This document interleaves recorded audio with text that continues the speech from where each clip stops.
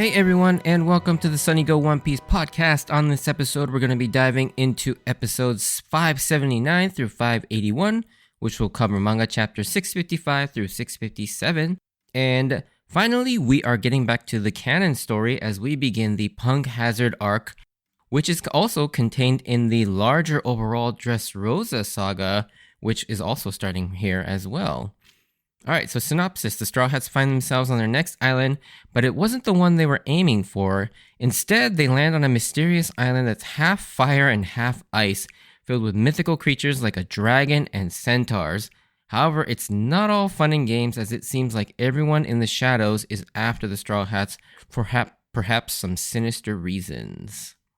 Alright, so starting with the differences. So the scene of Sanji seeing the sea of fire and talking about the roasting of the clams that they got from Pan's Fry is obviously a continuation of the filler arc. So they do talk about food here, but it's dead fish that were basically just burnt to a crisp because of the fire sea. Also, the scene of them drawing straws to decide who goes on to Punk Hazard is a lot longer in the anime. Where in the manga, we only actually get to see the results of it, but in the anime, we get to see everything leading up to, and actually the drawing of the straws. And speaking of Usopp, who lost the straw draw, there are some extra scenes of Usopp stepping on some unstable ground where the road is melting into magma, as well as some extra scenes of the crew eating dessert on the Sunny. The canon part starts where Frankie asks Nami if something is wrong, where she starts to notice the clouds in the background are different from the ones in the foreground, kind of hinting at the two different climates of the island. The second scene of the crew on the Sunny, where they all actually get put to sleep, which is actually in the manga. However, this moment is a little bit extended in the anime, and it's also placed at a different point, whereas in the manga, this actually happens after the whole dragon fight happens and after the head is sliced off. There's also a huge section of the episode in episode 581 that's pretty much filler. So everything from when Usopp sees the strange winged lady monster spying on them until when Frankie wakes up in the cell is all anime filler. So everything that happens between those two moments is filler, whereas in the manga, it just goes straight from that moment to then Frankie waking up. So the conversation they all have about what they're going to do next to get across the lake, as well as to the villains talking about how they capture the Straw Hats, to Brook waking up on the Sunny, is all filler in the anime. I mean, most of those scenes aren't really terrible or anything like that. I don't mind the added scenes. And in fact, I kind of like these. And speaking of scenes that I actually do like that were added, was the moment where Luffy befriends the centaur is added in the anime, because in the manga, it's alluded to as happening off screen. And so instead, the manga just plays out the entirety of the scene with Sanji, Nami, Chopper, Frankie, all of them in the prison cell, and trying to put together the strange head. And we don't actually get to see what happens with the centaur until later, which is an event that occurs in the next episode 582, which will be in the next podcast. But yeah, I do really like this moment because it's just one of those scenes that's like really lighthearted and fun. Seeing Luffy befriend some weird creature and getting really excited about it. Alrighty, so with those out of the way, let's get into the episodes themselves. So the Punk Hazard arc serves as essentially the springboard for the rest of the series, as many elements introduced and set up in this arc end up playing small to significant roles in every arc and sagas that would follow. That would ultimately, to some, be this particular arc's downfall, as it does have a lot of exposition it needs to do while putting the story and characters somewhat on the back burner sometimes. In particular, you notice a lot more dialogue scenes in this arc of people explaining things, but for me personally, I still really like Punk Hazard because of the fact that it does a lot of things right despite some of its failings. Anyways, enough of the preamble, so let's get into the episodes themselves. So of course, in the anime, we had a while for the adventure with Z's ambition filler arc to end, but in the manga, as soon as they surface from the water after leaving Fishman Island, surrounded by all those island whales, it immediately goes into the events that take place at the start of these episodes, which is why it's all stormy again. And strangely, they come across a mysterious island that's literally on fire with a violent, active volcano. And Nami points out that none of the log posts point to whatever this island is, which makes the mystery even greater and thus exciting Luffy even more. I think one of the funniest things about this turn of events is that the crew was so worried about going to an island that had that shaky log, but instead of going there, they end up at an uncharted and even more dangerous mystery island. In hindsight, the fact they end up on this island is almost kind of fate based on what happens here and how it goes on to influence the direction of the series in such a massive way. As they approach the island, we get some new features and lore around the Dendenmushis, which I find really amusing. An emergency SOS distress signal is sent out to people, and it comes across as the Dendenmushi crying, which it kind of makes a lot of sense. I also love the fact that Robin, having lived her life being very cautious of the Marines and on the run from the government, she knows exactly all of their tactics and warns them about this being a potential trap. But of course, Luffy, in classic fashion, doesn't even bother to heed this warning. And yet again, we get him just picking up a random Dendenmushi without hesitation and stating that he's Luffy, the man who will become the Pirate King, to whoever is on the other line. And on the other end, they get a very troubling call from an unidentified man who says he and his nakama are getting cut up by a samurai on an island called Punk Hazard, but strangely mentions it's cold, which is really strange only for the fact that the island that they're on is literally on fire. So one thing I find interesting about this particular scene is, in the world of One Piece, the term samurai is not as widespread and is relegated specifically to the warriors from a specific island called Wano, which is the second mention of this, as Zoro and Brook remember that this is where Ryuma was from in Thriller Bark, as he sort of referred to himself, or at least the original Ryuma was. And with the second mention of this fabled Wano in the series, many people were getting excited at the time that perhaps at some point soon we'd learn more about Wano and the samurai, since there's a chance that they might run into a currently live one on Punk Hazard. And many among the fans at this point were hypothesizing that Zoro was from Wano.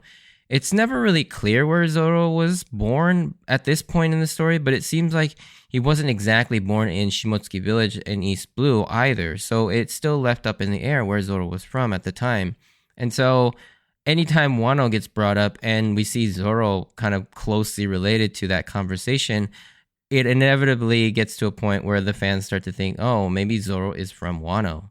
While all this is happening, at the same time, Smoker and Tashigi also pick up on this distress signal and listen in on the conversation. And they're currently at the island that rains down lightning that we saw at the end of the pre-time skip era, kind of showcasing all the horrors of the new world. And it looks like Smoker had predicted that the Straw Hats had they followed one of those actual logs, that they would have ended up at this island instead, which would have been an interesting adventure too, that, you know, they would be on an island that's raining lightning all the time. But unfortunately, we'll never get to see that adventure. So one thing I've been mentioning a lot in the podcast over the last several episodes, from the time when the pre-time skip ended and the post-time skip started, is the idea that Oda is sort of mirroring a lot of the events of the pre-time skip era in the post-time skip era.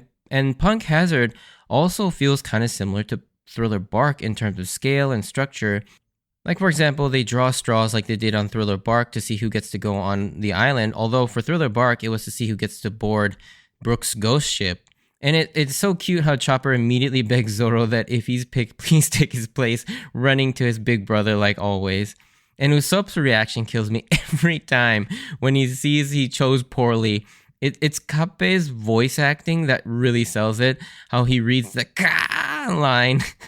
The recon team has decided to be Luffy, Zoro, Robin, and poor Usopp. Something I really like about this is how well the crew works together now. Nami and Sanji still get to show off their unique skill sets despite not being part of the recon team.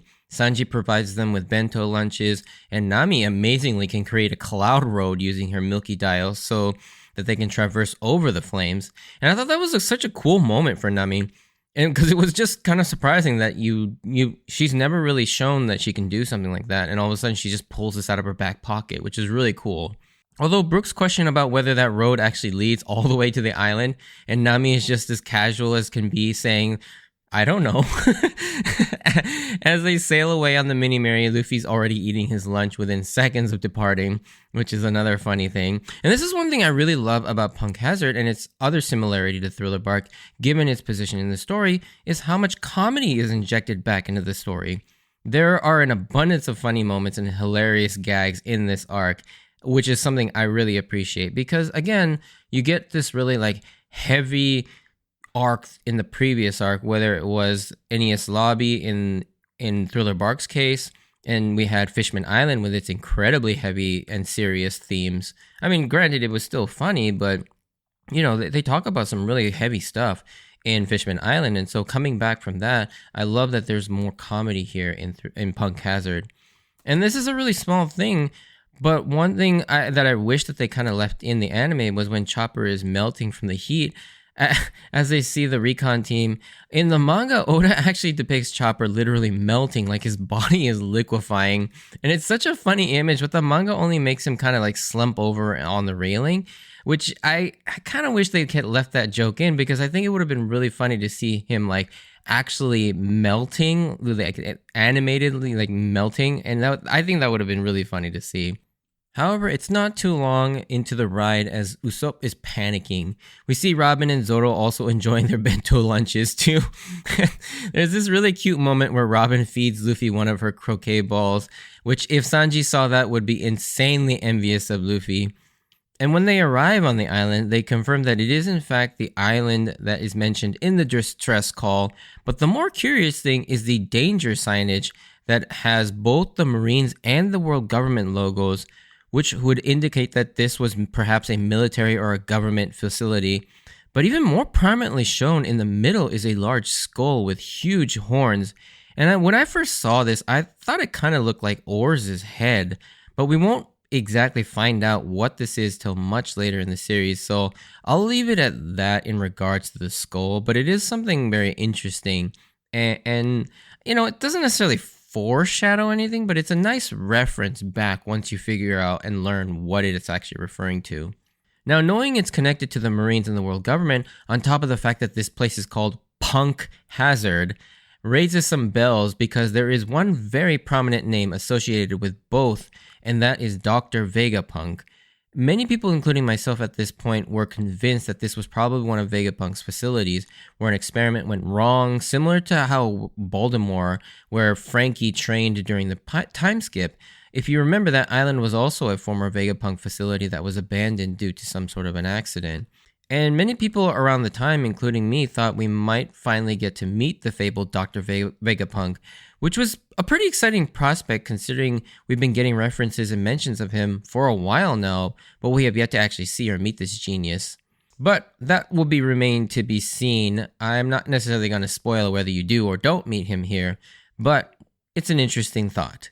Of course, because of how insanely hot the island is, everyone begins to strip down a little, and Oda gets his chance to throw in some Robin fan service, although it's not as egregious in the manga, as there's never really a panel that just solely focuses on Robin. And I gotta say though, Zoro looks pretty badass with his new post-time skip outfit when he kind of like takes off the top portion of the robe.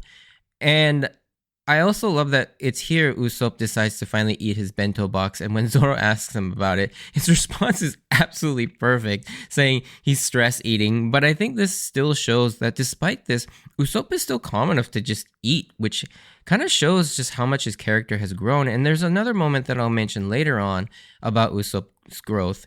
And I mean, prior to this, Usopp would be absolutely shitting himself like he was in Thriller Bark, unable to do anything, let alone eat. And it's here Usopp brings up the point that I talked about earlier, that the man on the Denden Mushi said it was cold there, but there's no way that could be possible here. And his exchange with Luffy is pretty funny, as Luffy's like, yeah, that doesn't make any sense. Maybe he's an idiot. Usopp retorts like, what kind of reasoning is that? And it's just one of those classic Luffy moments that I really love. Then we get to the long-awaited appearance of a real dragon in One Piece. The Millennial Dragon from the filler arc doesn't count. This is the first real canon appearance of one, and this is notable because on several occasions in the series, dragons are thought to be these mythical creatures that don't really even exist, even in the One Piece world. And they're mentioned on a couple occasions, most notably in the Legend of Ryuma, which by the way is another reference to Thriller Bark and Punk Hazard. In Thriller Bark, we learned that Ryuma was this legendary samurai that slayed a dragon, and this was both depicted in the Monsters one-shot as well as the anime adaptation of that was recently released last year. Another cool reference to monsters and Ryuma is later Zoro defeats this dragon in a very similar way to how Ryuma defeated his dragon in Monsters, and now that makes him and Ryuma the only two people in the One Piece world that have actually slain a dragon, which is pretty awesome as well.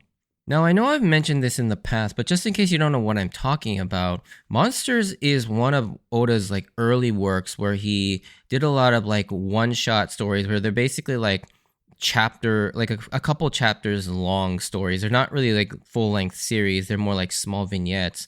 And one of them happens to be about a samurai named Ryuma, and he eventually took that story and rolled it back into the One Piece story. And so technically the events of Monsters are considered canon in the story of One Piece. And so yeah, if you want a little bit more detail about that, go listen to some of my episodes back in Thriller Bark when Ryuma appeared in the series. Another interesting thing about this dragon is its design. Now, to us in the States, it's not all that unusual to see a dragon that looks like this, but you'd think with Oda being from Japan and a lot of Japanese influence being in One Piece that he'd lean more into sort of the Eastern dragon that's more like snake-like. Think Shenron from Dragon Ball. But instead, to give it a more foreign and otherworldly feel, Oda chose to use a Western dragon, the one you see more in like Western medieval stories like, Lord of the Rings or Game of Thrones. One distinction about the dragon that's kind of lost in translation is the fact that the Straw Hats call it a dragon, as in they say the word dragon just with a Japanese accent as they say doragon. But the Japanese word for dragon is ryu, and it's interesting that they don't call it a ryu, instead they actually say doragon or dragon.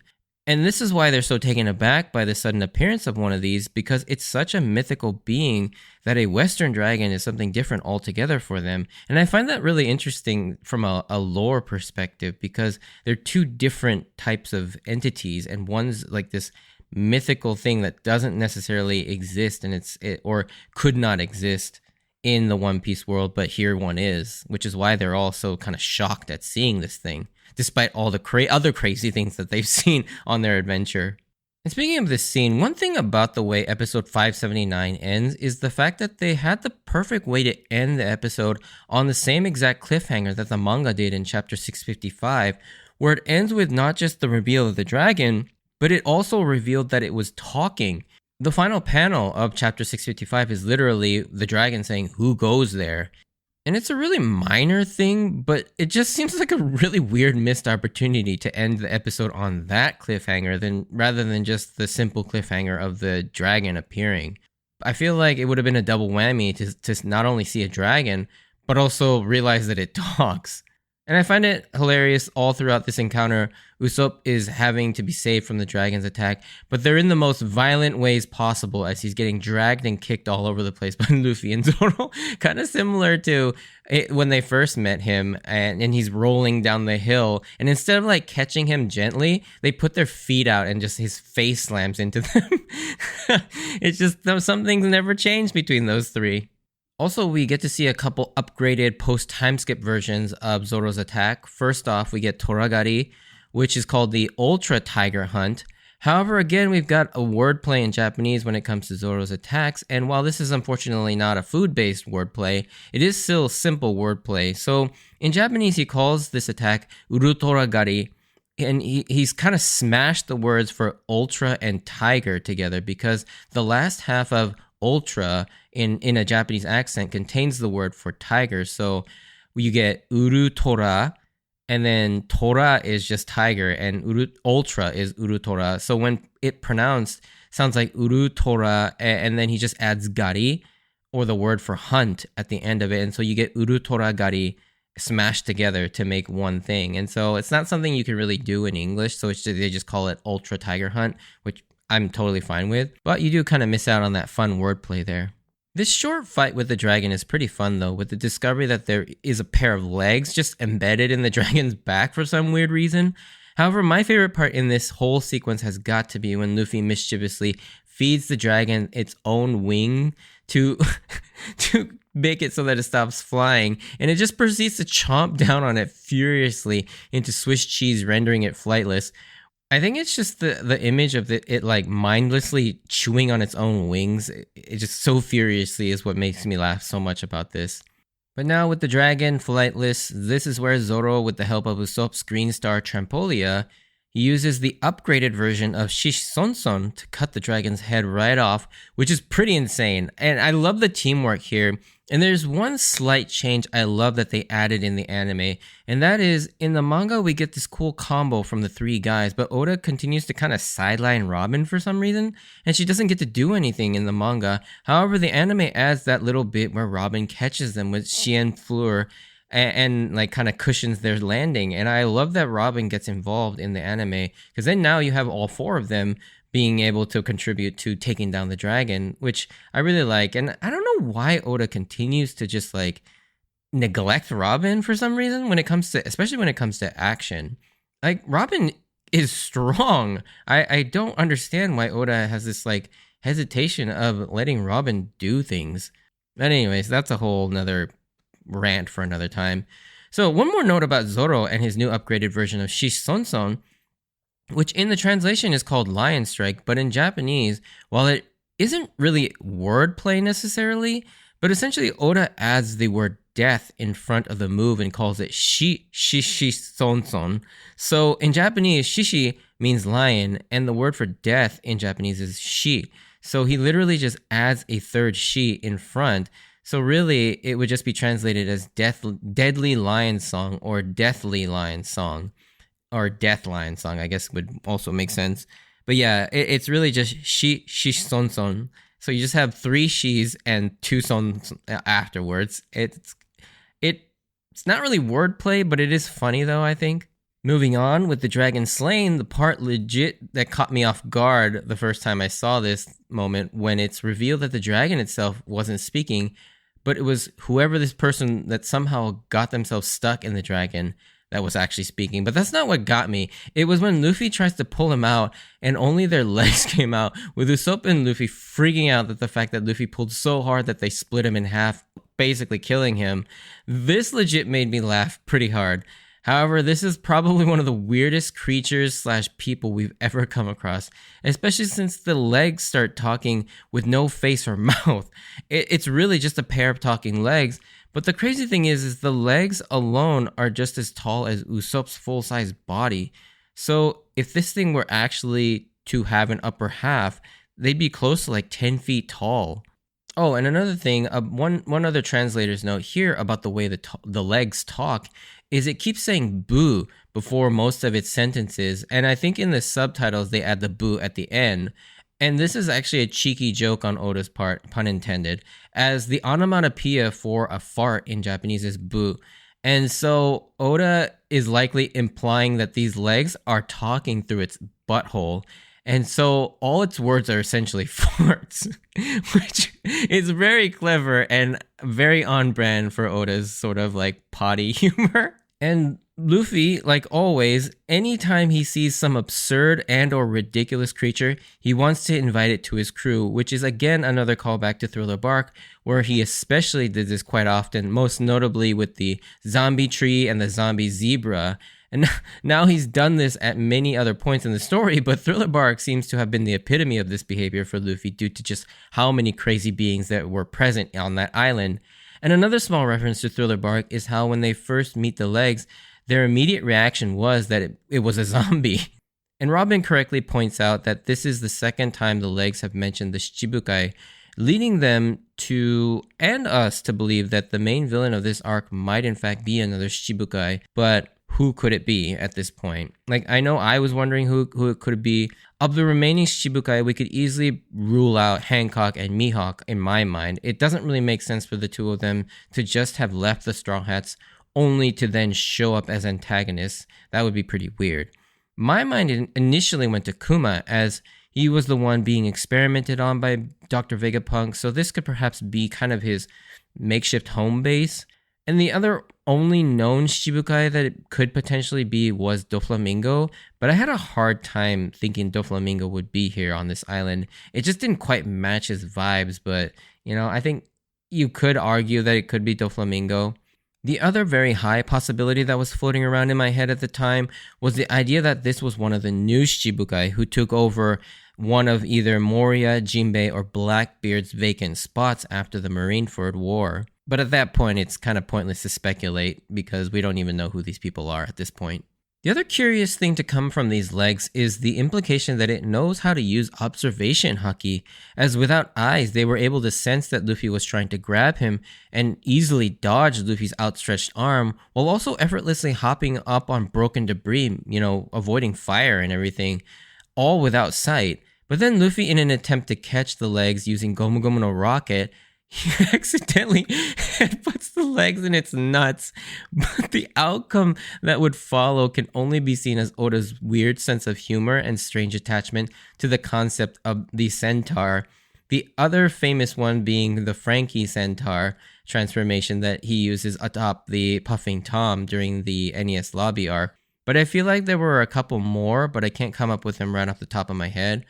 Pretty sure one of Moria's general zombies was a centaur, and there are a couple other centaur-like creatures that have yet to be revealed, but I feel like centaurs are a big thing in this particular arc as well. And speaking of strange attachments, due to the collision of the legs, they've now stuck themselves to Luffy's rear, and now he has become a centaur himself. And on a random side note, can we just talk about how much physically stronger Usopp has gotten to be able to easily drag that massive piece of cooked dragon meat by himself? Like that jacked muscular look isn't just for show, apparently. Like that is pretty hard to do considering how big that thing is. And Usopp just kind of easily, casually just drags it across as they move on. And after that moment, though, the crew discovers a startling sight as the other side of this massive lake and the other side of the island is a frozen mountain, which is just nuts. This is the first time in the Grand Line where we've ever come across an island with two completely different biomes and climates.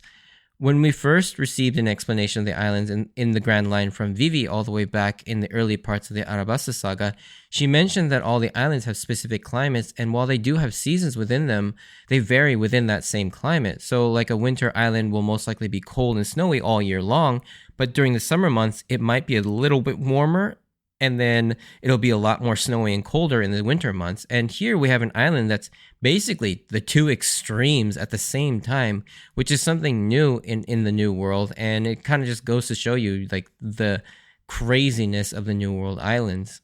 So yeah, now that we know about the other half of the island, we get to see what's happening with the other half of the Straw Hats, as earlier we saw them getting gassed and abducted by some mysterious people in these strange bodysuits.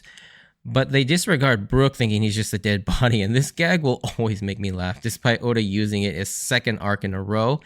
But the other four are now locked up in some sort of a metal cell.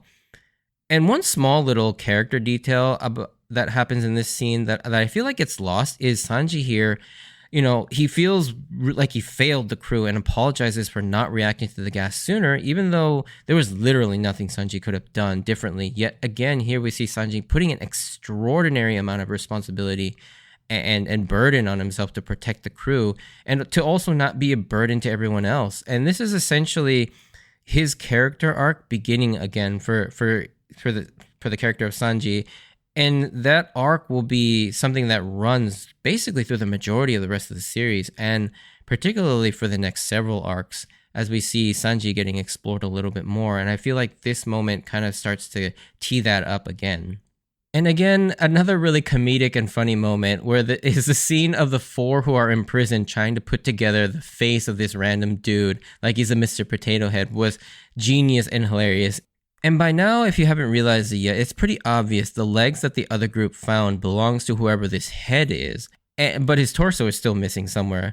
And the fact that he's still alive makes you think that this is the work of a devil fruit, and a very similar one to maybe Buggy's Barabara fruit. And this seems to be something done to him rather than something he's doing to himself, since he can't put himself back together. Additionally, if you've watched a lot of anime or Japanese media, you can pretty much piece together that this is maybe the samurai that the distress signal may have been referring to based on how he's dressed and the way he talks. It's very evocative of the samurai and how they're often depicted in other media.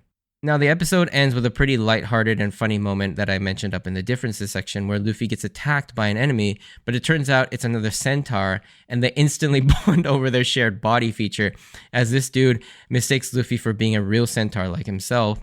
And I just love how Luffy can become friends with anyone like this over the silliest things.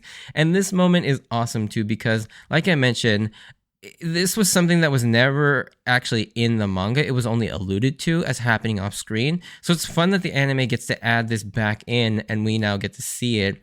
And it's pure gold. And however, as happy and light as this moment is, it does leave you on an uneasy note where it is confirmed that they are being watched and another hybrid human slash thing, this woman with wings, is watching them with a very sinister look. And at this point, it's unclear if these are like weird chimera experiments where humans are being modified with animal parts, kind of similar to like how Absalom was in, again, a Thriller Bark, or if these are zone devil fruit users.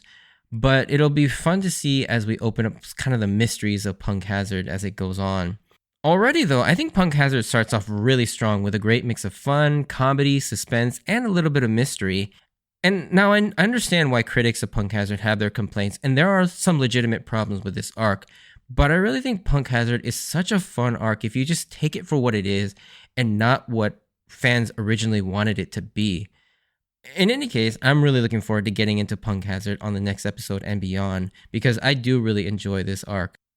But if you did enjoy this podcast, send me a like or comment, and if you want to join me on this journey of rewatching One Piece, please consider subscribing. Check out my Instagram and X account at SunnyGo Podcast for updates on when I post new episodes and to see some pictures of my manga collection, as well as I've started to collect One Piece trading cards. So yeah, I might start posting some of those as well. Even though I haven't really been posting, I've been really bad about posting. So I'll try and be more consistent about that. But as always, I wanted to thank you for taking the time out to listen to my podcast. There will be a small spoiler section about a couple things I wanted to mention. But if you're not interested in that, stay safe out there, and I hope to see you on the next episode. Bye.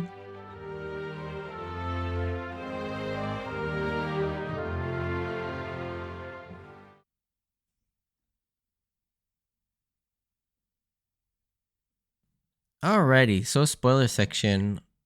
Like always, these aren't really scripted, just my sort of rambling thoughts on the spoiler side of things.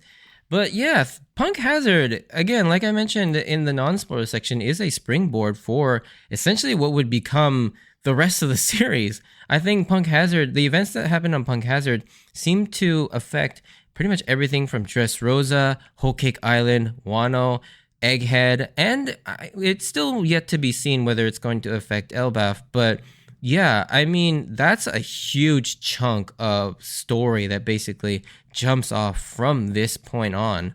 You know, it's really cool to see that. And, you know, while I tease the fact that, yeah, maybe we all thought that Vegapunk would be on Punk Hazard and that this would be our introduction to him, you know, we will eventually get that similar feeling when we get to Egghead Island. One little small thing that I have to mention, though, is Luffy wanting to invite the legs to join the crew is funny because, you know, at the time, it's obviously just one of Luffy's offhanded random invitations to a weird creature.